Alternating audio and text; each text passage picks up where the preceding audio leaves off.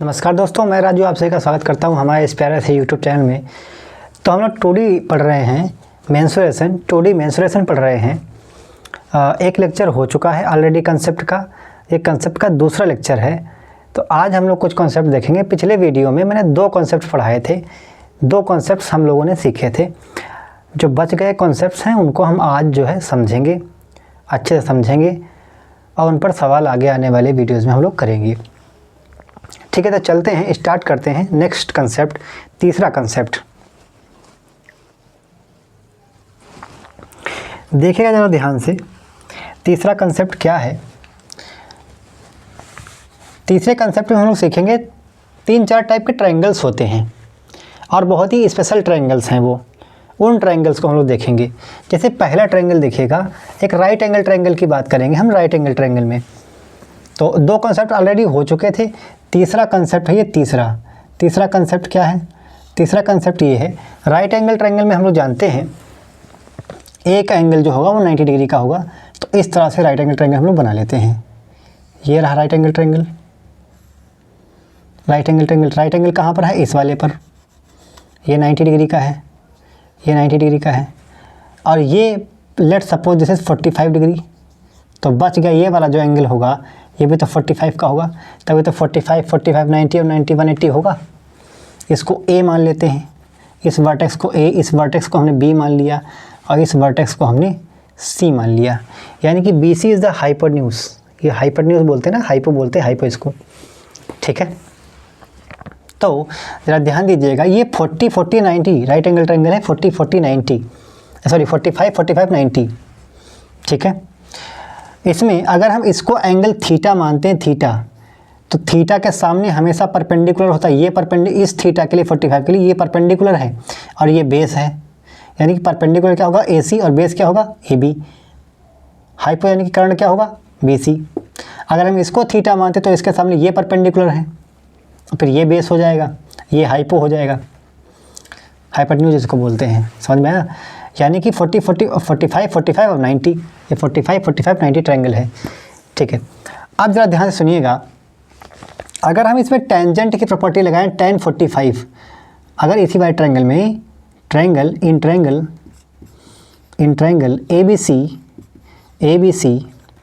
ABC triangle में अगर हम tan 45 लगाएं, tan 45 तो tan थीटा होता क्या है? लंब बटे आधार, यानी कि परपेंडिकुलर बाई बेस। तो परपेंडिकुलर क्या है? ये होता है LAL KKA, लंब बटे आधार। tan तो ये होता है साइन, ये होता है कॉस, ये होता है tan, ये होता है। तो लंब बटे आधार, लंब यानी कि परपेंडिकुलर, आधार यानी कि बेस, है ना, परपेंडिकुलर। तो परपेंडिकुलर क्या है? परपेंडिकुलर क्या है भाई? परपेंडिकुलर हम इसको एंगल मान लें थीटा, तो परपेंडिकुलर तो यही हुआ है थीटा के सामने, यानी कि AC और डिवाइड में बेस क्या हुआ? AB। ये AC से AB का रेशियो है tan थीटा, tan 45। अच्छा, tan 45 जो होती है, tan 45 की वैल्यू, वो tan 45 कितना होता है? tan 45 कितना होता है? 1 होता है, 1। तो ये 1 के बराबर हो जाएगा। 1 बराबर किसके हो गया? AC और AB के। समझ में आई बात? यानी कि 1/1 इसको लिख सकते हैं, 1/1 is equal to AC upon AB। यानी कि AC और AB बराबर होंगे, AC और AB बराबर होंगे, जितना ये होगा उतना ही ये होगा। AC और AB बराबर होंगे, तो इसको थोड़ी देर के लिए मान लेते हैं 1 यूनिट। बराबर होंगे ना, अगर ये 1 यूनिट है तो ये भी तो 1 यूनिट होगा। मतलब अगर ये 5 सेंटीमीटर है तो ये भी 5 सेंटीमीटर होगा, ये 10 सेंटीमीटर तो ये भी 10 सेंटीमीटर, ये 50 सेंटीमीटर तो ये भी 50 सेंटीमीटर। दोनों का बराबर होगा, दोनों बराबर, क्योंकि AC यहाँ से अगर हम देखें तो AC किसके बराबर आ रहा है? AB के बराबर। AC किसके बराबर आ रहा है? ये वाली लेंथ किसके बराबर है? इस वाली लेंथ के बराबर। अब इसमें हम पाइथागोरस प्रमेय लगाएंगे। पाइथागोरस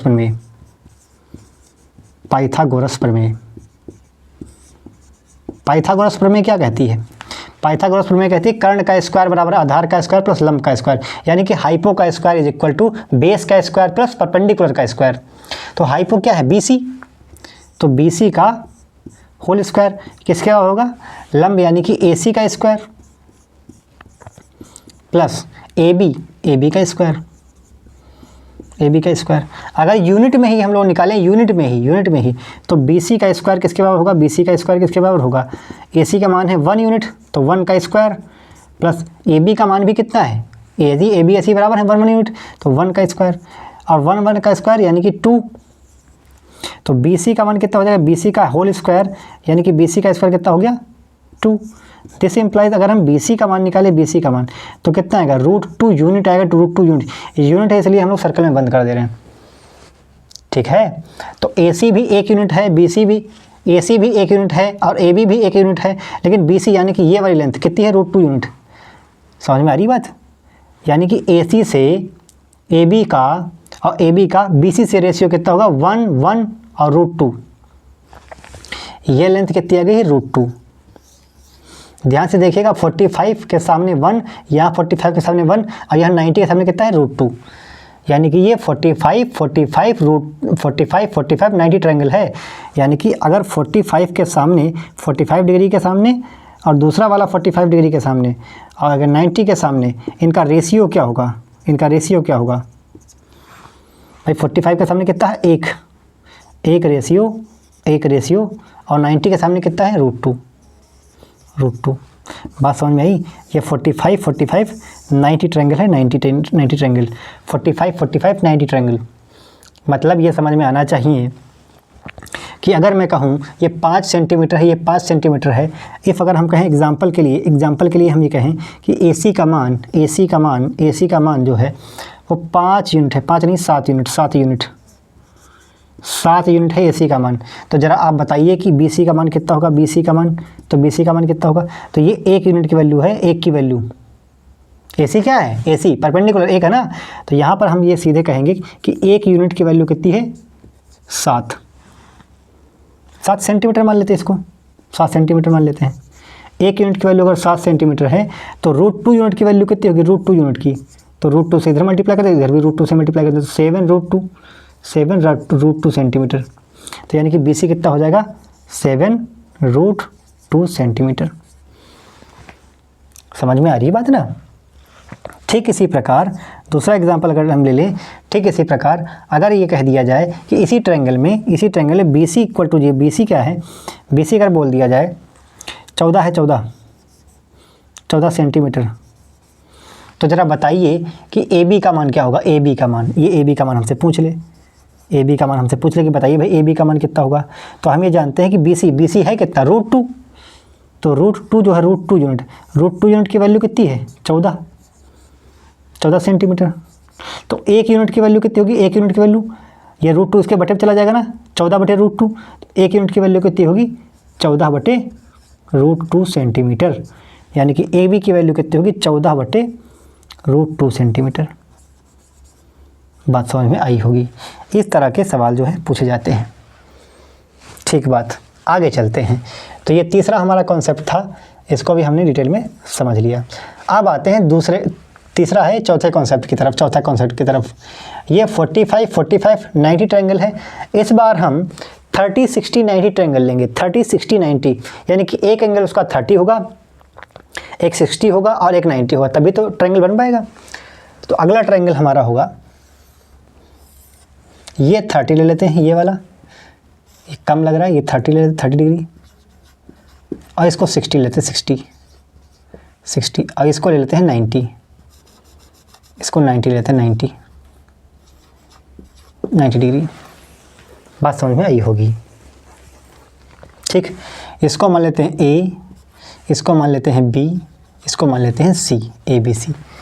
फिर वही बात, ये ट्रायंगल है, in triangle A B C, अगर हम tan 30 लगाएं, tan 30, तो tan होता क्या है परपेंडिकुलर डिवाइड में बेस, यानी कि ए सी से ए बी का रेशियो, ए सी से किसका रेशियो, ए बी का रेशियो। यही तो रेशियो होता है भाई, ये तो रेशियो होता है। tan 30 होता कितना है, tan 30 होता है 1/√3 लिख लीजिएगा। tan 30 कितना होता है 1/√3, यानी ए सी से ए बी का रेशियो, यानी ए सी से, दिस इम्प्लाइज ए सी से जो रेशियो है किसका, ए बी का, वो कितना होगा 1/√3 होगा कि नहीं होगा? 1/√3 यानी AC यानी कि ये वाला, अगर ये वाला 1 यूनिट है, 1 यूनिट, तो √3 यानी कि AB कितना होगा? AB कितना होगा? √3 होगा, √3। फिर से इसमें अगर हम पाइथागोरस प्रमेय लगाएं, पाइथागोरस प्रमेय अगर हम लगाने की कोशिश करें यहाँ, तो पाइथागोरस प्रमेय के द्वारा कर्ण का स्क्वायर यानी कि BC का स्क्वायर, ये BC का स्क्वायर किसके बराबर होगा? आधार ये रहा और लंब ये रहा। आधार कितना है? AB का स्क्वायर प्लस लंब कितना है? AC का स्क्वायर। बात समझ में आई? AB क्या है? AB √3 का होल स्क्वायर प्लस AC कितना है? AC ये रहा, यानी 1 का स्क्वायर। ये यूनिट में है भाई, सब यूनिट में। तो ये 3 हो जाएगा, 3 और प्लस 1 कितना हो जाएगा? 4। ये BC का स्क्वायर। इसका मतलब ये हुआ BC की वैल्यू कितनी हो गई? अरे इधर इसका लगा ना 4 का रूट, यानी कि वैल्यू कितनी होगी? 2। यानी BC का मान कितना हो गया है? 2। AC का मान कितना था? 1। AB का मान कितना था? √3 और BC का मान कितना हो गया? 2। समझ में आया ना? तो इसका मतलब है 30 के सामने एंगल कौन सा है? 30 के सामने साइड कौन सी है? AC। तो 30, 60, 90 में 30-60-90 ट्रायंगल में क्या होता है? साइड का रेशियो। 30 के सामने एंगल कितना है? 30 के सामने साइड कौन सी है? AC का मान कितना है? 1 यूनिट। AC का मान कितना है? 1 यूनिट। और AB का मान कितना है? √3 यूनिट। बात समझ में आई? AC का मान कितना है? 1। 60 के सामने कितना है? √3 और 90 के सामने कितना होगा? 90 के सामने अभी हमने निकाला, ये 2 यूनिट आएगा। कितना यूनिट? 2 यूनिट। ये रहा 2 यूनिट। बात समझ में आई होगी, ठीक। तो 30-60-90 ट्रायंगल में साइड का रेशियो 1/√3/2 होता है। 1/√3/2 होता है। ये 30-60-90 की बात है। इसी ट्रायंगल में अगर हमसे पूछ लिया जाए कि भाई 90 के सामने जो कर्ण है, 60 के सामने जो साइड है, यानी कि AB का मान अगर हमसे बोला जाए, AB का मान भैया है 18 सेंटीमीटर। 18 सेंटीमीटर बोल दिया जाए और हमसे पूछा जाए कि भैया आप बताइए BC का मान बता दीजिए। BC का मान कितना होगा? तो AB की वैल्यू क्या थी? AB है कितना? AB होता कितना? √3। ये 60 के सामने है, 60 के सामने। तो √3 की वैल्यू कितनी होगी? √3 यूनिट की वैल्यू कितनी होगी? 18 होगी कि नहीं होगी? तो 1 यूनिट की वैल्यू कितनी होगी? 1 यूनिट की 18/√3। और BC होता कितना है? BC कितने यूनिट है? 2 यूनिट। BC कितना है? 2 यूनिट। तो 2 यूनिट की वैल्यू कितनी होगी? 2 यूनिट लाने के लिए हम इधर भी 2 से गुणा कर देंगे और उधर भी 2 से गुणा कर देंगे। तो 2 यूनिट लाने के लिए 2 से इधर गुणा करो तो 2 यूनिट हो गया कि नहीं हो गया? और इधर भी तो 2 से गुणा करनी पड़ेगी। तो 18 दूनी 2 से गुणा, 18 दूनी 36, 36/√3 ये वैल्यू होगी इसकी। तो 36/√3। इस बात को ऐसे भी लिख सकते हैं 12×3/√3। 12 36 होता है ना, और √3 से √3 कट जाएगा तो इस पर रूट लग जाएगा, इस पर रूट। यानी कि BC की वैल्यू कितनी आएगी? BC की वैल्यू आएगी 12√3 सेंटीमीटर। बात समझ में आई होगी, ठीक। वेरी क्लियर, एकदम क्रिस्टल क्लियर कॉन्सेप्ट है, इसमें कोई दिक्कत नहीं है, ठीक है। बात आगे चलते हैं। आगे हम लोग बात करेंगे, एक नया ट्रायंगल आता है, उस ट्रायंगल की बात करेंगे। 120 डिग्री होता है, जिसको ऑब्ट्यूस एंगल बोलते हैं। 120 डिग्री ऑब्ट्यूस एंगल। हम लोग ऑब्ट्यूस एंगल वाले ट्रायंगल की बात करेंगे। या ऑब्ट्यूस एंगल का मतलब एक एंगल कितना होगा? 120। ऑब्ट्यूस का मतलब होता है 90 से ज़्यादा। तो एक एंगल अगर 120 का हो गया तो 2 एंगल जो बच गए वो कितने हो गए? उनका योग कितना होगा? 60 होगा, 60। उनका योग कितना होगा? 60 होगा, 60। तो उसमें हम लोग क्या करेंगे? 30 डिवाइड कर देंगे। 30 क्या करेंगे? डिवाइड कर देंगे। जैसे ऑब्ट्यूस एंगल बनाना है, ऑब्ट्यूस एंगल बनाना जाहिर सी बात है, चौथा 5वां कॉन्सेप्ट है। 5वां ऑब्ट्यूस एंगल बनाना है तो ये बना लीजिए ऑब्ट्यूस एंगल। ये रहा, बना लिया हमने, ये बना लिया हमने। इसको A हमने मान लिया, ये कितना है? 120 डिग्री। 120 120 हो गया ना। इसको A मान लिया, इसको B मान लिया, इसको C मान लिया हमने। ये 120 हो गया तो इसको 30 हमने मान लिया, 30। इसको भी हमने कितना मान दिया? 30, अब 30 30 60 और 60 20 180 हो गया, ठीक है ना। तो इसमें क्या होता है, इसमें जो 30 30 वाले सामने होते हैं इसमें 1 यूनिट होता है और इसको भी 1 यूनिट होता है। 120 के सामने कितना होता है, √3। ये आप याद कर लीजिए। याद करने का मतलब क्या है कि जो 30 30 30 30 और 120 जो होगा उसका साइड का रेशियो क्या होगा, 1:1/√3। That's very clear. ठीक बात, यहाँ तक कोई समस्या नहीं है, यहाँ तक कोई समस्या नहीं है। अगला जो ट्रायंगल आता है,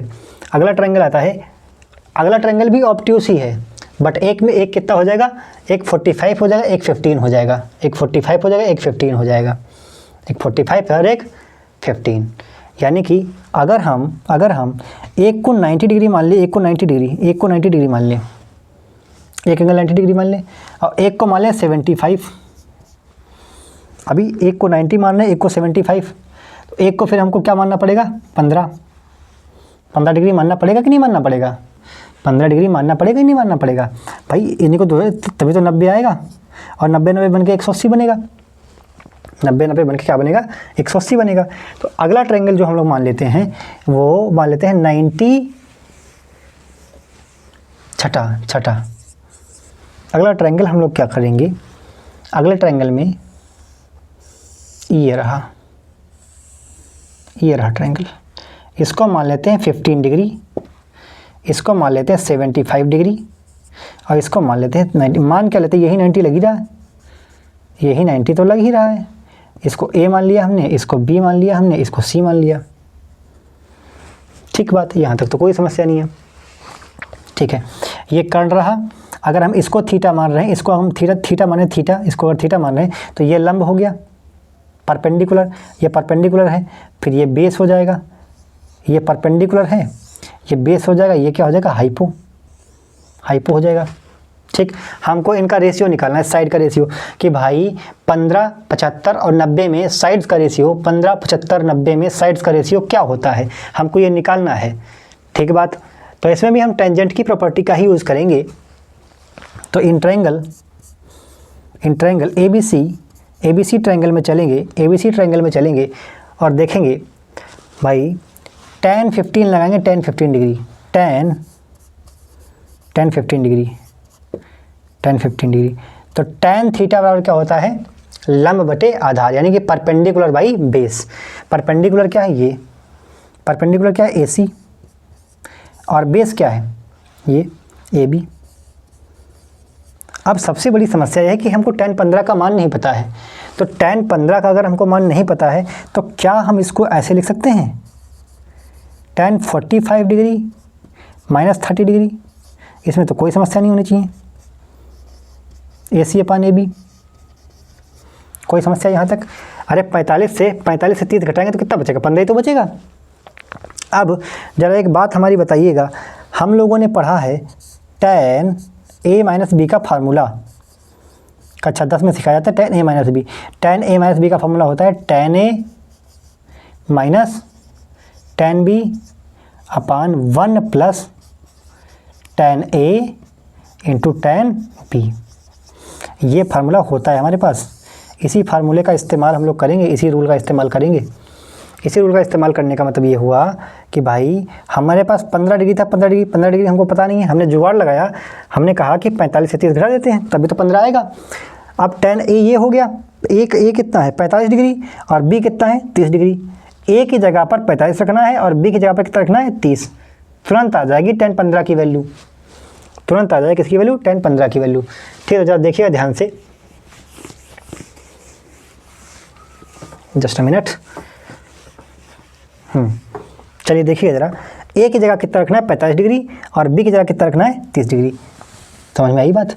तो इसका मतलब ये हुआ कि tan A यानी कि tan 45 माइनस tan 30 और डिवाइड में 1 प्लस tan 45 इंटू tan 30 बराबर किसके है, AC/AB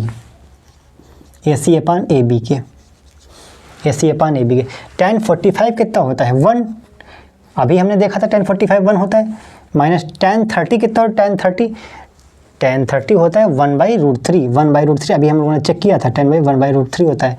और ये 1 तो 1 रहा, टेन 45 कितना होता है 1 तो 1 इंटू टेन 30 कितना होता है 1/√3 बराबर कितने हो गया AC/AB के, AC/AB के। जरा ध्यान से दीजिएगा, देखिएगा एलसीएम लीजिएगा, इसको 1 से मल्टीप्लाई करेंगे 1/√3 को तो कोई फर्क नहीं पड़ेगा, 1/√3 ही रहेगा। अब इसको एलसीएम लेंगे, एलसीएम तो 1 की मल्टीप्लाई √3 की मल्टीप्लाई, जब भी A-1/B हो, A-1/B तो क्या करते हैं AB का मल्टीप्लाई करते हैं AB और 1 घटाते हैं और डिवाइड में क्या लिखते हैं B, यही तो होता है।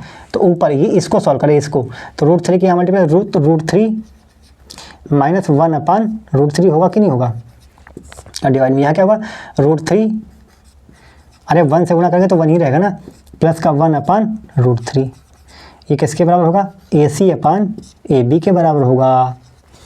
बात समझ में आई होगी, ठीक, यहाँ तक कोई समस्या नहीं।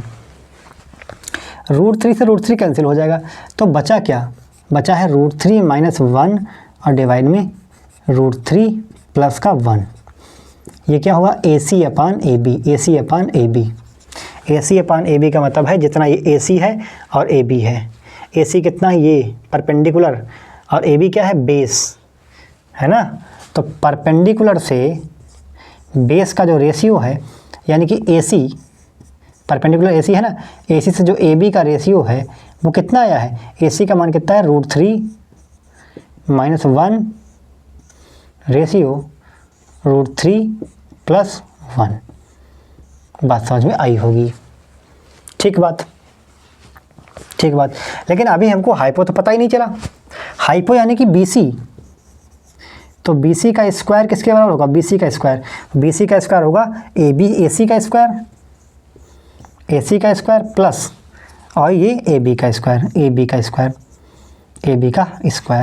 बात समझ में आई। तो AC क्या है, √3 माइनस 1 का स्क्वायर प्लस AB क्या है √3 प्लस 1 का स्क्वायर। तो इसका होल स्क्वायर चाहे ओपन कर लो, चाहे एक प्रॉपर्टी लगा लो। हमने अलजेब्रा में ये सीखा है कि जब कभी भी A प्लस B का whole square plus A minus B का होल स्क्वायर ओपन होते हैं तो क्या होता है, twice of A square plus B square आता है भाई, ये अलजेब्रा में सीखा है, अब वो यहाँ पर इस्तेमाल हो रहा है, twice of A square plus B square, क्योंकि 2AB कट जाता है, क्योंकि यहाँ पर 2AB आएगा माइनस का, यहाँ पर 2AB आएगा प्लस का, तो प्लस माइनस आपस में कैंसिल आउट हो जाएंगे, तो A स्क्वायर ही बचेगा। वैसे भी अगर हम ओपन करना चाहें यहाँ पर तो क्या है, A माइनस B का होल स्क्वायर यानी कि A स्क्वायर √3 का स्क्वायर, अरे भाई √3 का स्क्वायर कितना होगा 3, A स्क्वायर प्लस B 1 का square that is 1, A square plus B square minus 2AB minus 2 और A कितना है 1, तो कोई फर्क नहीं पड़ा, तो √3।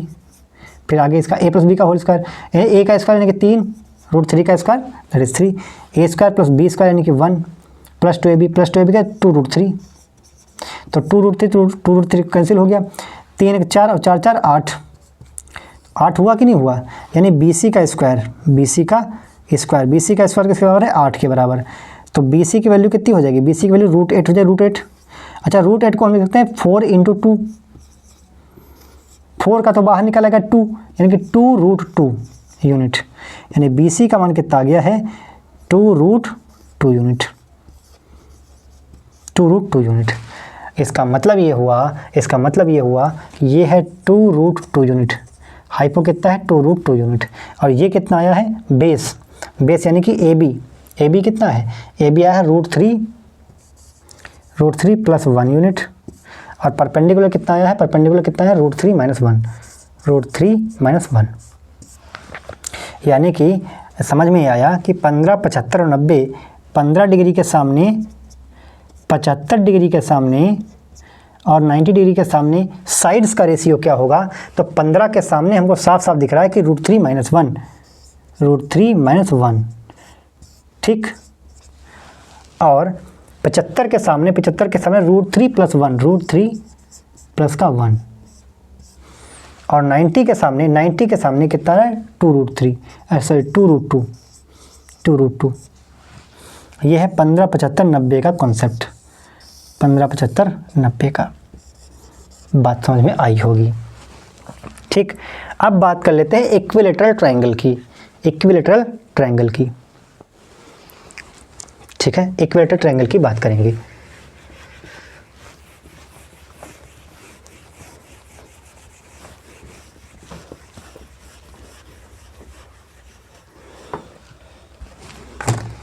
चलिए, मुझे लग रहा है अब वीडियो थोड़ा सा ज़्यादा लेंदी हो रहा है, लंबा हो रहा है, वीडियो ड्यूरेशन ज़्यादा बढ़ रही है, तो इसलिए अगले वीडियो में हम लोग क्लियर करेंगे उसको, इक्विलैटरल ट्रायंगल को। ओके, धन्यवाद।